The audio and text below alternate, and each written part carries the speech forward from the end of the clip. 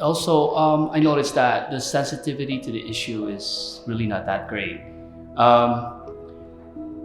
You could easily hear a comment from a fellow from another Filipino about people with autism that are not so kind, and each time, you know, we're always like we're motivated to, because we're advocates, we're motivated to explain to people what autism is really about to the best of our knowledge, based on our own experience and understanding. But we get to a point sometimes that it becomes exhausting to even explain the situation to a particular person, just because of the lack of knowledge that they have. It becomes frustrating as well. Like, how come I've come to this point that I understood the situation? Is it because I have a relative with autism? Like, is it because I have a son with autism? How come the general public without experience, without first-hand experience with a person with autism cannot understand this? How come we haven't gone that far yet as to advocating, people with special needs? Up until now, like, there are still friends who would make an unkind remark about people with special needs. Sometimes I would catch it because people don't know that I have a son with autism.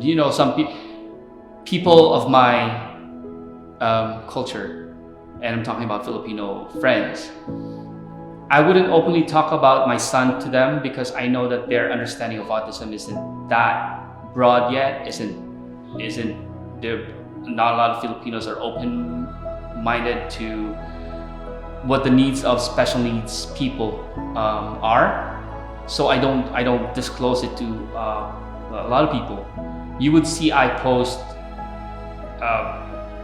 articles or things about awareness about autism on Facebook, on my Facebook page, but you would never catch me saying it's about Lance, it's about my son, because I still have that fear that I would be talked about by these people, because these people, they would rather feast on what disabilities or disadvantages you have, rather than